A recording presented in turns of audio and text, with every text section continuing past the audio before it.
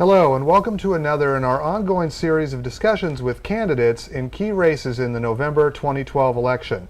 Today we're speaking with Ron Sullenger, who is in the runoff for Sutter County Supervisor, District 1. Mr. Sullenger, thanks for being here. My pleasure. Let's talk a little bit about the economic state of things in Sutter County. Right now, local governments everywhere are seeing, unfortunately, times of shrinking budgets, less revenues, and they're having to make some hard choices. What do you see as services or other areas where you have to be realistic about possibly making cuts or other adjustments to adjust for that?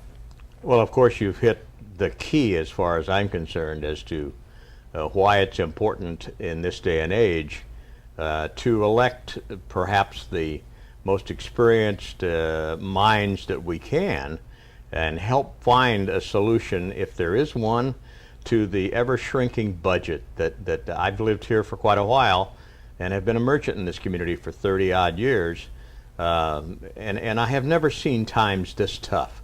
So I think that what we really need to do is we need to prioritize and be able to determine those services that we desperately need to try to keep on top of, such as police and fire, versus those particular services that we maybe like, but can maybe shrink a little bit, or in some cases do without. I think that's the key, because we definitely have a shrinking revenue base, and it's going to require some streamlining that probably not everyone is going to enjoy necessarily, but it has to be done, and I think it has to be done with a level of a more business-like approach. You mentioned services. Anything kind of specific that you see as maybe it's a bit of a luxury in these times? Well, I'm not sure that it's a luxury as much as it is trying to consolidate where possible the city and county services. For example, the county has the Sutter County Airport that it's been responsible for. Mm-hmm. I think that the gentlemen, the people out there that have airplanes out there hangared and businesses out there, for the most part, they have spent their own money in building that facility.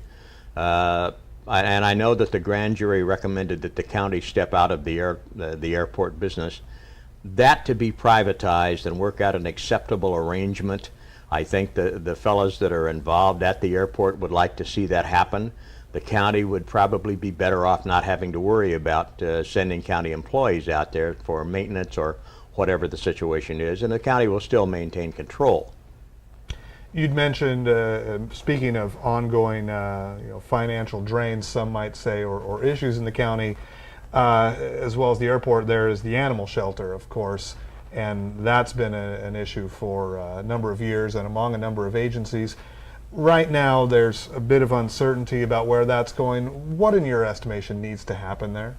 Well, I think that one of the problems that I found in the course of campaigning is that the people aren't usually told or informed necessarily. They draw conclusions of their own based on limited information. The conclusion is, why are we having to build the Taj Mahal of animal shelters? And then there's the other side that says, okay, the money's not the problem, let's get on it.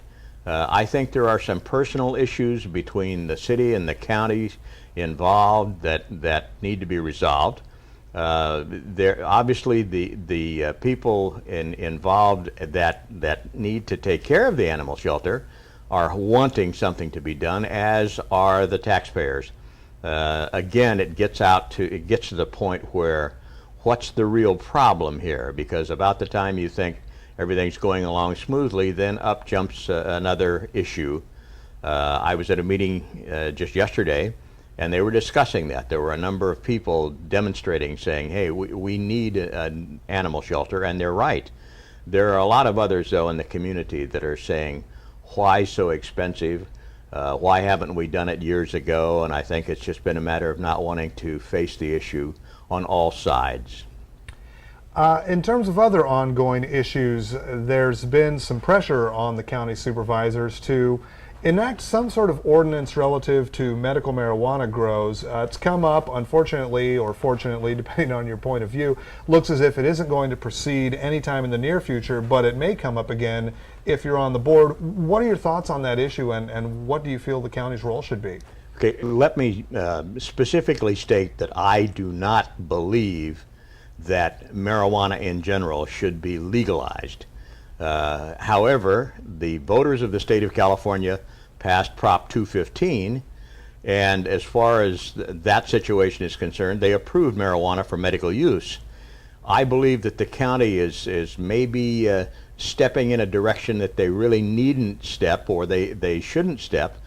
What we have is a state problem, and until the state irons out all of the inequities that seem to be in Prop 215 that others find objectionable, or some are saying, why are the counties doing it? Because the courts in California are very undependable in terms of what they're going to do. There have been a number of lawsuits.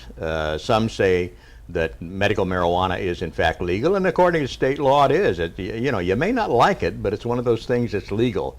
If I were the advising the county at this point in time, I would say put the pressure on the state to solve their issues, because until the state solves their issues, regardless of what the feds say, and the feds consider it illegal, the county needs to, in my opinion, just kind of step aside and wait for something to happen, understanding that as far as it's concerned, there is a certain amount of legality for medical marijuana. Not that that's a blanket approval.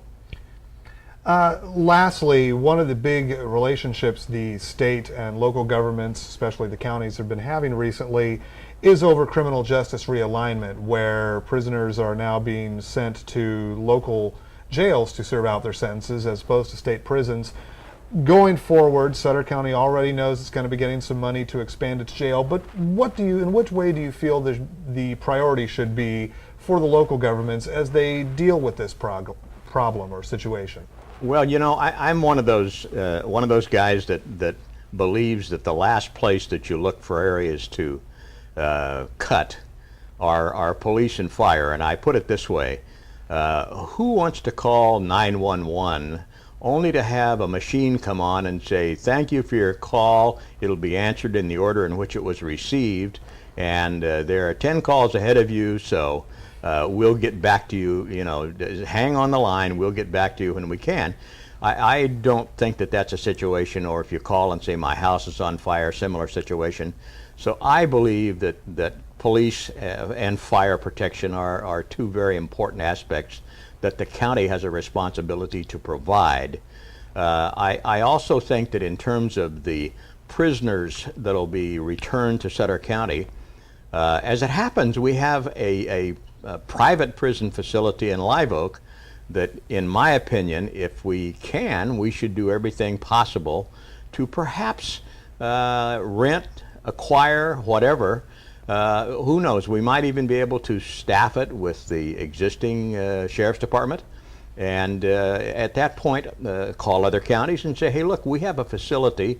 We not only can take our overflow, we can also, for a fee, take yours." And to me, that seems like the structure is already there. These are supposedly low-level offenders. Why not let our own sheriff's department take something like that and run with it? To me, that would seem like a good way to head for the taxpayers. Okay. Mr. Sullenger, appreciate you coming in, and thanks for your answers. We'll be speaking with other candidates in the District 1 Supervisor's race, as well as in the other top races this year, helping you make a decision for November. Thanks.